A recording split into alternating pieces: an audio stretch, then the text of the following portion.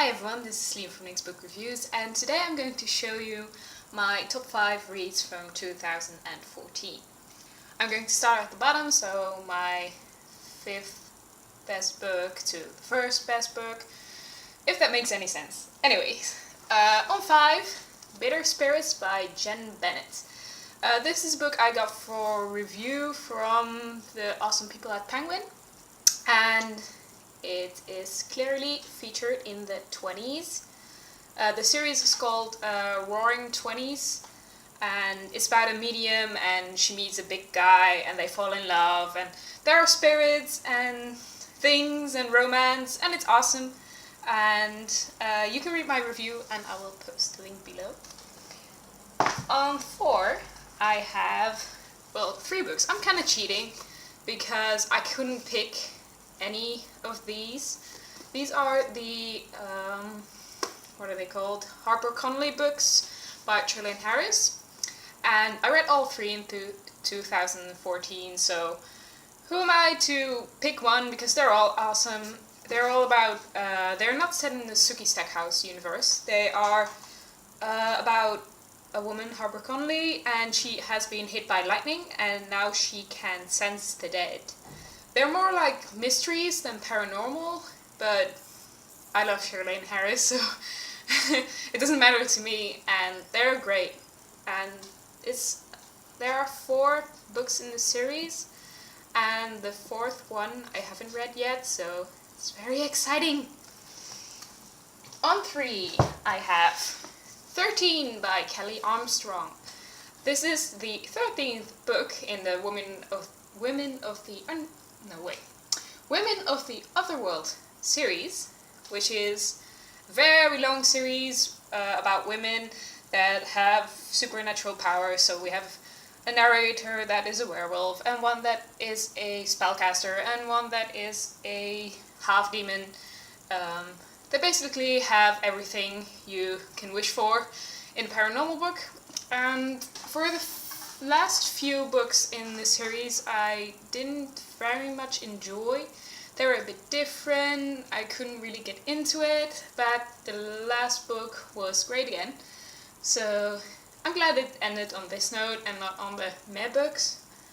But yeah, this is one of my favorite reads from this year.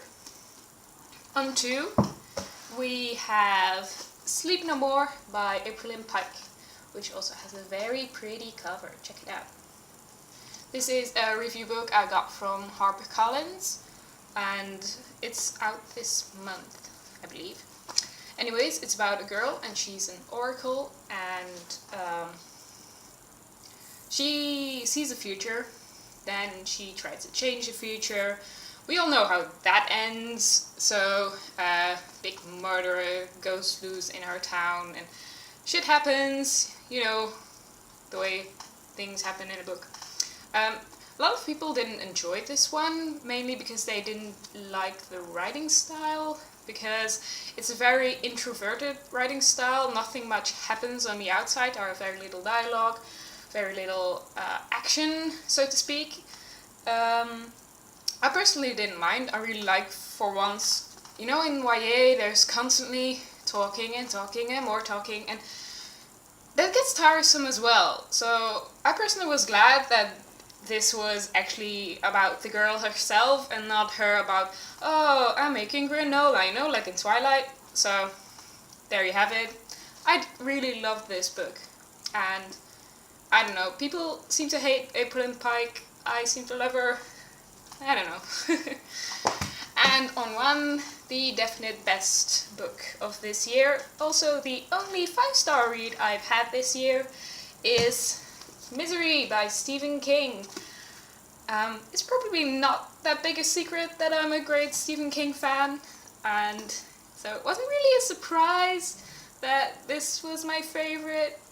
Anyways, Misery is about a writer that gets in a car crash and his #1 fan saves him, and that puts him in a room and doesn't do dirty things with him. It's not that kind of book, but she keeps him there, and she's crazy and evil, and you know, it's a scary book, like all Stephen King's books are scary, I guess. Well, not all of them, but anyway, it is horror and it is gross, and yeah, I'm not sure I would recommend it to everyone because at one point there are gruesome amputations and that's not for everybody. I don't know why I'm smiling this much over gruesome amputations. Anyway, this was my favorite book of 2014. Thank you for watching and see you next time. Also, if you'd like to share your favorite book of 2014, you can do so in the comments below. Bye!